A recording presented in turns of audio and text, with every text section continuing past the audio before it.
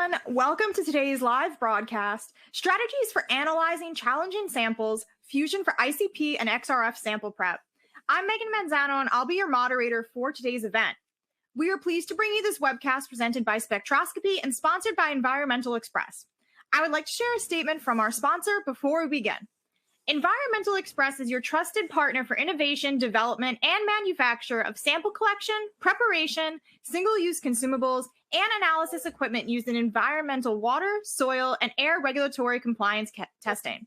Environmental Express carries a legacy of providing dependable products and services that improve laboratory procedures, address process bottlenecks, and deliver accurate results day in and day out in the globally regulated testing of air quality, occupational health, water and wastewater analysis, metals analysis, hazardous waste analysis, and other environmental analysis areas.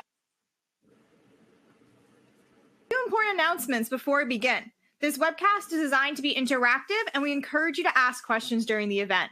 You can submit questions by typing them in the Q&A box, which can be found at the bottom of the video player. You can enlarge the slide window by clicking on the small icon in the bottom right corner of the media player.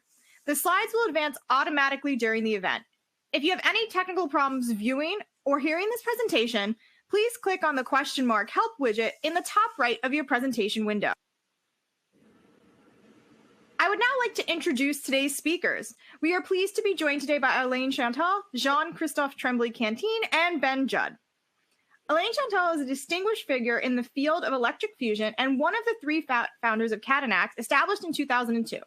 Elaine and his Katanax colleagues revolutionized sample preparation for X-ray fluorescence and inductively coupled plasma analyses by introducing a commercially available alternative to gas-powered fluxers. In his current role, Alain provides critical customer guidance as the business development manager for Environmental Express Katanax. Jean-Christophe is an application specialist at Environmental Express, where he specializes in supporting both new and existing clients in optimizing borate fusion processes. In this role, he assists with method development, analytical troubleshooting, and problem solving for ICP and XRF analyses, ensuring that laboratories achieve precise and reliable results. Ben Judd is the Global Product Manager for Environmental Express, an Antilia scientific company. He has a bachelor's degree in biochemistry from the University of Florida and an MBA from the University of South Florida.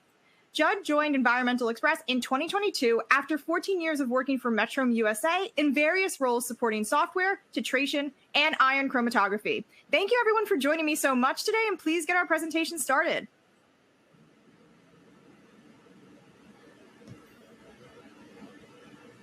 Alrighty, welcome everybody. Again, my name is Ben Judd, and I'm a Global Product Manager for Environmental Express. And today we'll be talking about strategies for analyzing challenging samples just by using Fusion for either ICP or XRF sample prep.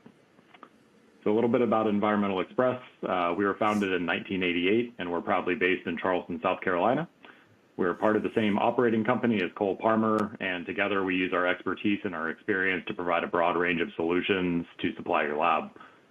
We achieve this by forming partnerships with our labs rather than thinking of them as just clients. We don't want to be a company that you can't interact with, and we love to get feedback, whether it's about our products or other specific challenges that you may have. Our ethos, if you will, at Environmental Express is to simplify routine lab procedures. So we started with a focus on regulatory methods, but have since expanded into other different areas. And we really like to take a holistic approach, looking at an entire workflow and an analysis rather than just individual parts, so that we can offer solutions that make you more efficient rather than just products that meet a basic need. Environmental Express also encompasses brands like Oakton for pH and electrochemistry, Zephon for industrial hygiene and air quality, and Katanax for sample preparation. From our experience, we know that most of the air and laboratory analysis comes from the sample collection and sample preparation stages. And as a result, our focus is concentrated in those areas. Lots of environmental samples or other samples are easy to prepare for analyses, but for more challenging matrices, you might have some requirements for different approaches. And one of those approaches that you can use is a fusion fluxer, which my colleagues Alain and Jean-Christophe will detail for you today. Thank you, Ben. Hello, everyone. So I'm Alain. We are broadcasting here from the Katanax office in Quebec City.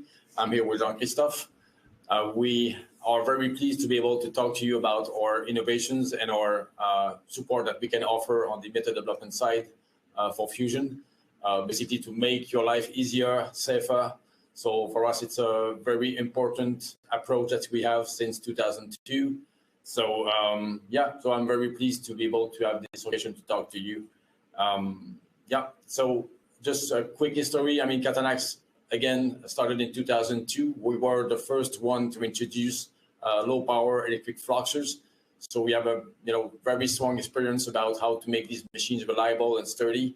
And we also have a very deep knowledge about how to do fusions. So feel free to contact us at any time, obviously after this webinar as well, to ask your questions for today. Speaking of questions, we will cover different aspects. So basically, what is fusion? Also, how the fusion goes into the entire workflow of the sample preparation. The method development overview. So basically, how we can help you, what kind of support we can provide. I mean, from where does it start, where does it end? The sample homogenization. So we have other product that goes into the process, like millings and grinders, as example. Also, what is the best way to have uniform and good results, and the complete workflow analysis. You've been asked to fill up the survey on the survey tab, where we can better understand your needs, where you're coming from. So for us, it helps us to align our discussions of today, and also to better answer your questions, obviously.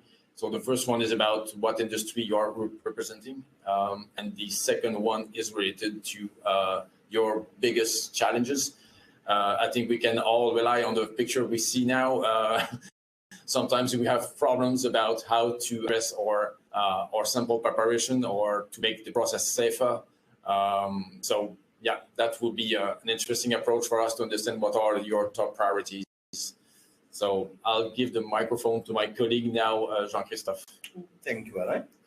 So we'll start at the beginning. What is board fusion? So it's the chemical process by which oxides are dissolved in a molten flux, usually board fluxes, to produce a perfectly homogeneous glass disc. This method was developed by Fernand Claes using borax, a sodium flux, to address the different issues with XRF sample prep. However, these days there are many more fluxes you can use, and it's not only for XRF, but it's also to produce solutions. So we'll start by talking about the sample sites and how it integrates into all of the workflow. So at its core, it's a very simple method. To make solutions using fusion, you need three things. The first one is your flux. The second one is your sample. Just in this slide as an example, we use a lithium flux and just generic oxides, which are very good for fusion. Typically, you need around 2 to 3 grams of flux and up to 0.5 grams of flux, depending on your type of application, your type of sample, what you need as detection limits as well. And the third thing you need is your crucibles, which will also depend on the application you try and what you need. So it can be platinum and it can be anything else. For board flux, it will probably be platinum as shown as in this slide. And the last thing you need is time to dissolve your sample. And what does that look like? There are generally 5 steps to fusion. The first one is an oxidation step, where all the thermically unstable compounds, such as carbonates, will transform in CO2 and leave the oxides behind. Then there's the melting of the flux, and then it's a dissolution. It's important to note that in fusion, we do not melt the sample, we actually dissolve the sample. So, for example, lithium metabride, one of the fluxes, melts at around 850 degrees Celsius. So in fusion, we will use around 1,000 degrees Celsius. And we will not melt the silica and the alumina, but we will dissolve them in the flux. So the third step, being the dissolution, is just waiting. After that, you can cast the melt inside a mold for XRF preparation.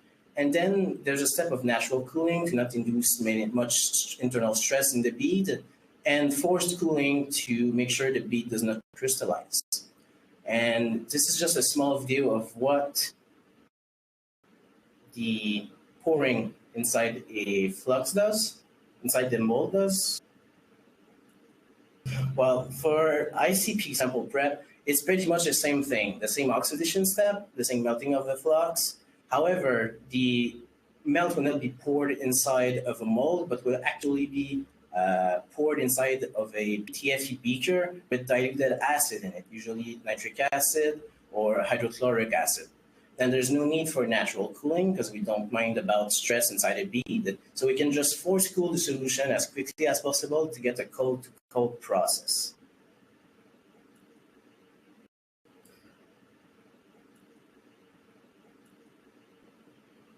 So why should people use Fusion? Well, the first point is it's incredibly fast. You can get a cold sample prep in about 20 minutes, counting the waiting time for your sample, your flux, and the whole process until you can get your final solution out of the instruments. Some other methods can be quite tedious and quite long. So Fusion can address the time issue. There's minimal handling of the sample and the flux and the solution. There's two waiting steps, which one of them can easily be automatized using a flux dispensing machine. So the only human error that can happen is the weighting of the sample. However, with sample tracking, you can correct that very easily. So there's fewer contamination than other methods, and there's way less human errors. This method is also very good for refractory matrices, such as alumina, silica, and titanium dioxide. Zirconium as well. These samples usually require quite a lot of time and usually require HF, which is, to our next point, is not entirely safe either. So Fusion can address the safety issue by not using any concentrated acid except to make the diluted acid solution. There's no high pressure vessels, there's no open flame, everything is done in a tight knit instrument inside of a furnace, and it's cold to cold process. Which leads us to the really next big issue. It's getting rid of hydrofluoric acids in processes. Hydrofluoric acid, as we pretty much all know, can be quite dangerous if the precautions are not met. You need to address pretty difficult issues with HF as well. So it's pretty much time to kick it out of the lab. So when we consider fusion, there's three main types of sample. The first two are the samples that are very, very easy to do with board fusion. So ionic compounds and oxide. Generally, the method is quite easy. There's no need for a pre-oxidation step. There's no pre-treatment required. So the process is usually very simple. Some of them can be quite complicated. And only the method optimization is required. Example of such samples, zinc sulfate, calcium fluoride, iron oxides, some mixed oxides that you don't know exactly what they are. Silica is a prime example of sample for fusion, and there's chromium oxide as well. For the third type is metals. These type of sample are not really compatible with fusion. These include alloys, pure metals such as aluminum, and sulfides such as nickel concentrates, pyrites, and many others. These will form some low melting point alloys with the platinum, which means the platinum will melt inside of the furnaces. However, there are different ways to treat these samples, such as peroxide fusion, which we'll go over a tiny bit later. We just want to address some that we've been approached with already about fusion for ICP, MS, and ICP OAS. It's been reported that fusion can damage or contaminate the instruments, and that is completely true. However, this is kind of an issue with all the TDS samples, and to that we usually recommend dilution with the great sensitivity you can get with your instrument right now. There's no need to get a really high concentration for a sample unless you're doing really traces, which means you can usually dilute your sample and reduce the effect it has on the hardware of the AS. Combine that with the cleaning of your instruments, and this issue can be completely avoided. It's also been reported that fusion can impact the signal and the recovery on these instruments. And on the right side of the slides, we have a graphic from PerkinElmer that addresses this issue with rare earth elements prepared in board with the lithium board fusion. We can see that over a 7-hour run, there's about a 20% drop in signal for many internal standards. However, as mentioned with the point before, with dilution, you can lose this effect greatly, and using internal standards correction, you can mitigate that effect completely. And some of the method issues, some people try to keep using HF as a way to dissolve high silica sample even while using fusion. However, there are some ways to correct this issue without using HF. There are compounds we can add to the flux. There's compounds we can add to the samples directly to help with this effect, which means HF is not really required when using a fusion at all. And the last one is that it's quite literally impossible to analyze lithium while using board fusion. However, when using a sodium-based flux, you can analyze lithium as well. So it's not really an issue at this point. Go back to Alan for the next slides. Yeah, so part of the process is obviously to grind your sample to a particle size that is more appropriate. Some of the product we have in our group, so the Cole-Palmer grinders, are suitable absolutely perfectly for this kind of application. So you're familiar with the concept of the mixture mills and the puck and rings mills as well. I'm sure all of you has these kind of machines in their environments. I'm suggesting that you look at our product at one point.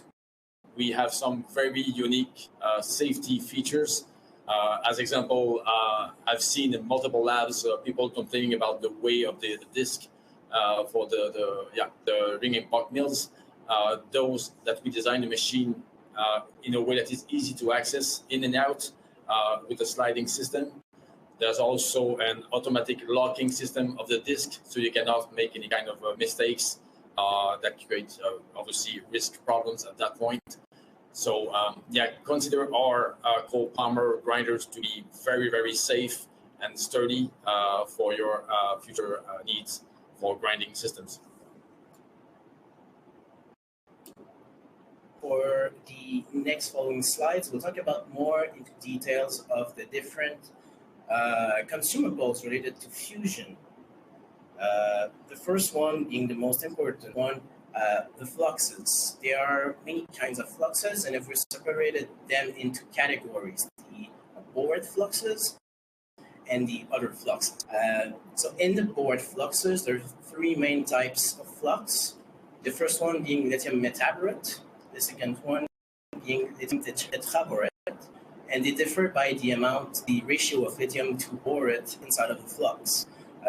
These two have their main types of applications. So for lithium metaborate, which is less viscous than tetraborate, it will be better for solutions. However, this flux is not really stable to make glass beads by itself, which means lithium tetraborate will be more interesting to this type of application. However, they do not share the same dissolution power capacities for different elements, meaning that there's a range of fluxes which uses both flux in the same one. So that an example would be a 50-50 flux, which means it's 50% lithium tetraborate and 50% lithium metaborate. Then there's the sodium flux, the sodium borate, aka borax, which is usually used for silica applications and for lithium applications as well.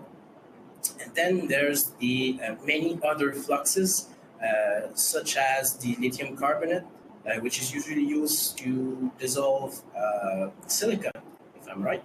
And then there's sodium peroxide, which is usually what we recommend to use for the different metals.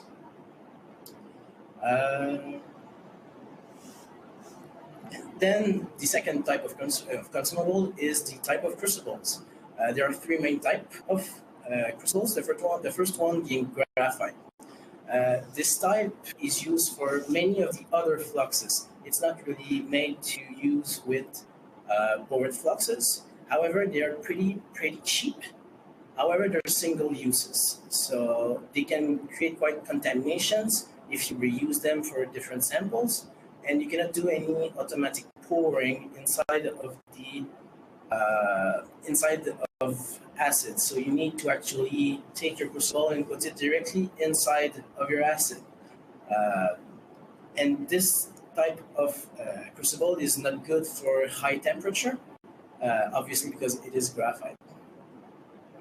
The second type is zirconium, which is actually pretty cheap as well, but is compatible with many of the oxidizers, such as sodium peroxide, which is why we recommend it for sodium peroxide. It's not compatible with borate flux, however, as the zirconium will oxidize in the furnace, which means the borate flux would actually eat the crucible, and therefore, since we cannot use borate fluxes, we cannot do a direct pour into acid as well, meaning we have also to put the crucible into acid directly, which means there's some contamination from the zirconium, which can or can maybe not be an issue for your type of applications. And the next type of crucible is the platinum crucibles, which are used for borate fluxes. These platinum are infinitely reusable. If you have the right method for it, there shouldn't be any attacks on the platinum. There might be some sticking, so you might have to clean them. However, it's not going to affect the platinum, which means since platinum is still platinum, it's going to stay valuable. So if you have some platinum crucibles, you can recycle them to buy new platinum crucibles. It's a never-ending cycle, which means it's not that expensive in the end compared to using single uses crucibles. And this means, since we use borate fluxes as well, they allow for direct pouring of the fluxes inside the diluted acid, which means there way less contamination. And it's way faster since the melt is gonna dissolve inside the acid. It's gonna melt inside the acid while it cools down, which means the process is way faster than any other types of crucibles. And we'll be going back to Alan for the next slides. Thank you, Jean-Christophe. So we are following the process here. So at that point, I will talk to you quickly about the instruments that we are producing here, which are the Katanax electric fluxers. Starting with the one in the middle, so the one we call the better options, the X300. That machine is designed with the capability to expand with your needs, so you can basically buy it in single position. Later on, evolve to 2 or 3 with the same casing, just with the options to add the module inside it. We have the X600, which is 6 positions, typically designed for the very harsh environment as well. And we have the new one, which is sitting behind us, the X100. So a very small tabletop. So it's 16 inches by 16 by 16. So it's a very small footprint, but with the same robustness and technology we use on the other product. So the capability to have heating elements previous to flux, as example, which is unique in the market. So that makes the machine extremely strong and reliable for the difficult environment of doing fusion inside a closed furnace. So you have all the other features that you can see here on the slide. So designed to be safe, electric powered, and they remain cool to touch on the outside of the casing. So it's a very good addition for your lab if you're using like gas machine. We can also convert your current recipe with your gas fluxer, as example, to be used on our equipment with the same results. So we can make the translation of your recipe from gas to electric as a free service that we offer. So we will talk a bit more about the method development service that we have at Katanax. So next to you, my friend. All right, I'll take it back from there. So just quickly, we'll go over what does a fusion process look like. So our instruments have 6 steps, but we don't use all of them because it's not necessarily necessary every single time. So we'll concentrate on step 1, 5, and 6. Step 1 is the actual melting of the flux and the oxidation process. So if we look on the left, we can see what's happening inside of the crucibles at this moment. That's just step 1. So we're going to see all of your flux react with your sample and actually melting and keep melting until everything looks like it's melted. At this point, we'll go over to step 5, which is the agitation process. So to help with faster dissolution and more homogeneous glass beads, if you're doing XRF, there'll be about 2 minutes of heating and agitation for solutions. For XRF, it will be more like 5 minutes. And then at step 6, during fusion, there's a lot of trapped gases that gets into the melt. So step 6 is a slow rocking step, which helps to remove all these trapped gases from carbonates, as example. And then after that, you can pour it. The instrument's going to pour the melt directly into either your platinum mold or your PTF heat leaker. For sodium peroxide fusion, there's a bit more steps. So there's actually an oxidation that's required for this type of fusion, since we use it mainly with metals and alloys. So the first step is just getting to temperature and then do the oxidation over a period of time. So if we look at step 2, there's a temperature ramp of 20 degrees Celsius per minute. So it takes about 5 minutes to complete the oxidation and then the melting of the flux at the same time. And step 5 and step 6 are pretty much the same type of steps. So there's the actual melting of everything, the agitation, the complete dissolution of your sample. And at the end, for this one, since we cannot pour it, we disable the pouring steps. And then we can take the crust that's inside of this crucible and put it inside of our diluted acids. For the next following slide, I'll give it up for Ben. Thanks, guys. So the last part of what we'll talk about today is the actual analysis portion of our workflow and how we can help contribute to your lab's success. So obviously this has been very heavily focused on sample preparation so far, sample preparations all with the end goal of analysis in mind. So going back to our holistic approach, this graphic sort of represents at Environmental Express our typical metals workflow, and it encompasses everything from sample collection to preparation, digestion, processing, whether that's before or after digestion, as well as the analysis. And our focus here is really twofold. So what we want to offer as a solutions provider to you are quality products that won't compromise your results due to contamination, as well as being a single supplier for your routine analysis needs to help reduce complexity in your procurement processes. So starting at the left with sample collection, it's pretty obvious, but every sample analyzed needs to be collected at some point. Our sample collection bottles are certified to meet EPA standards, especially for metals, as required by what the requirements are for sample collection vessels from an old EPA memo. We offer these either as is, as bottles, or pre-dosed with common preservatives, so your hydrochloric, nitric acids for metals analyses typically. These offer some efficiencies just by removing preparation steps in your lab and those, the time associated with preparing bottles prior to sending those out to the field, and are also backed by a certificate of analysis. So you can have confidence that the samples that you collect will be accurately represented once they're prepared and analyzed.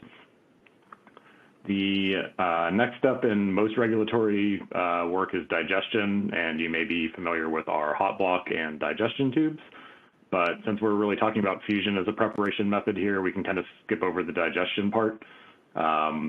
For tubes, we offer various sizes that are certified for sizes or volumes rather that are certified for metals content to meet your needs. So we have that continuation of the good, better, best idea with the graphic at the top that shows 3 of our options for our 50 milliliter tubes.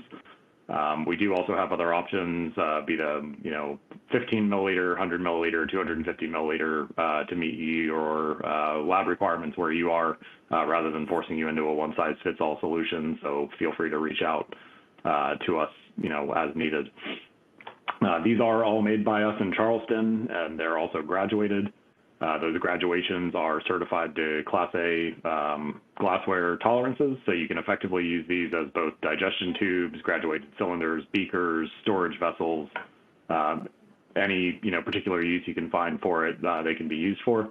And the idea behind this is just to allow for a reduction in transfer steps, additional processing that may contaminate your analysis, add things like air through volume pipetting, eyeballing, all of these things, all with the peace of mind that your analysis won't be compromised or contaminated thanks to our C of A.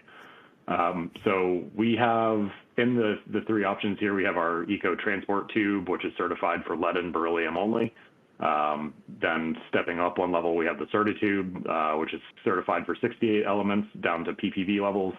And then finally, our Altitube, which is effectively just the Certitube with a little bit different processing and packaging to get even lower levels of trace metals, certified in those tubing. So although, further to these, we have some filtration accessories, and typically with fusion fluxing, filtration isn't necessary after those processes, but they do interface with our tubes just to, again, eliminate a potential source of error. And we also offer auto sampler vials with the same certifications as our digestion tubes, both for metals and for volume, as well as some additional instrumental accessories like peristaltic pump tubing, torches, cones for your ICPs, just to, again, help you reduce the complexity in sourcing in your lab and focus on analyzing samples instead. So if you're analyzing your samples by ICP rather than XRF here, you can use that output of the fusion process to pour your sample into a PTFE beaker, like Jean-Christophe mentioned, for further dissolution in acid. That process takes at least 10 minutes and typically, maybe up to an hour here. And you could use something like a hot plate here, but we've customized, our hot block to accommodate the Katanax beakers for increased throughput and accurate, even heating. So these hot blocks, we've been making these for decades. We've got a lot out in the field. Again, you could use something like a hot plate with very little temperature uniformity. But these are really high quality. They're made of acid-resistant materials, higher throughput with the multiple positions for beakers here, both the X300 and the X600, to really enable you to process multiple samples, have good throughput and consistency in your sample analysis. So shown below the hot block is our stir base, which is essentially just an integrated stir. That will, add stirring to further ensure your sample homogeneity prior to analysis.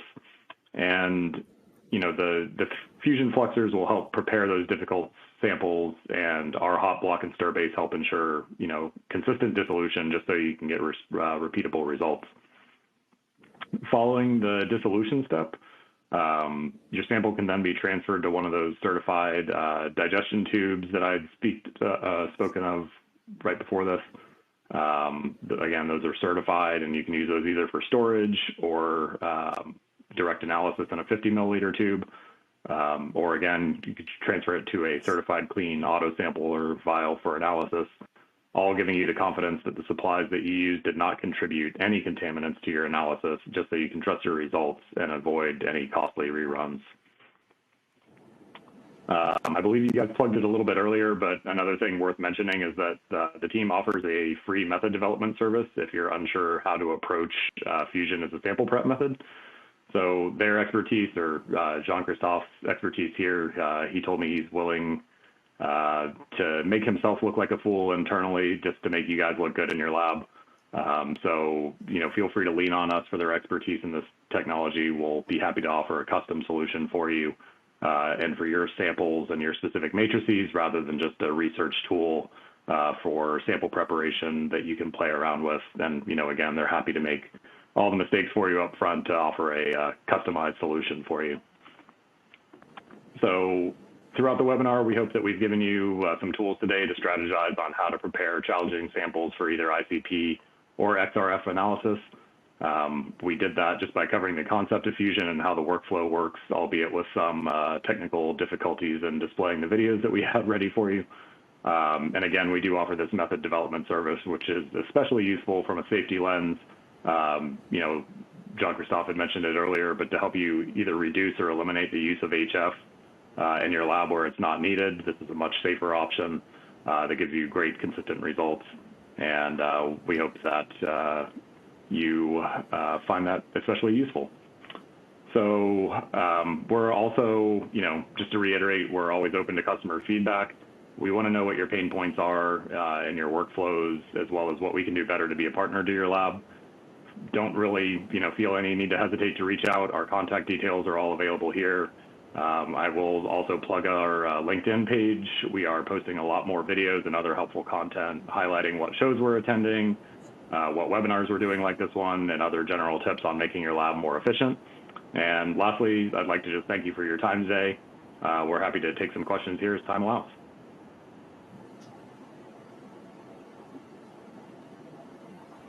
All right, fantastic. Thank you everyone for such a great presentation. Before we get started on the question and answer session, I would like to remind our audience how to submit questions. You can submit questions by typing them in the Q&A box, which can be found directly below the video player. So the first question I have for everybody here says, how do you make the bead for carbon black and graphite materials? That's a very good question. Graphite is considered not really perfect for fusion. You won't be able to analyze the carbon. The carbon might attack the platinum as well. So what we usually do for this type of sample is analyze the residual material after oxidation of the graphite. So with that, what we usually recommend is do a complete loss on ignition. And then you can use, I usually recommend a 50-50 flux, since we don't exactly know what's inside of the residual oxides. And then the process is pretty simple. We have some pre-programmed methods on our instruments, either for XRF beads or for solutions. So depending on what you want to do with it, either solutions or beads, you can just select the method and then press start, and it's going to give you what you want. All right, fantastic. Thank you so much. Our next question from the audience here says, have you helped anyone look at heavy metals contamination within borosilicate and soda lime glass packaging? Some elements of interest here are arsenic, antimony, cadmium, chromium, lead, and mercury. We've never done it directly for this type of application. With these elements for ICP, either OS or MS, there shouldn't be any complications. Soda lime is really dissolvable inside of normal Bower flux. So I'm pretty sure it could be easily feasible with the right choice of flux and the right dissolution time, since silica can be quite tricky, as I've mentioned before.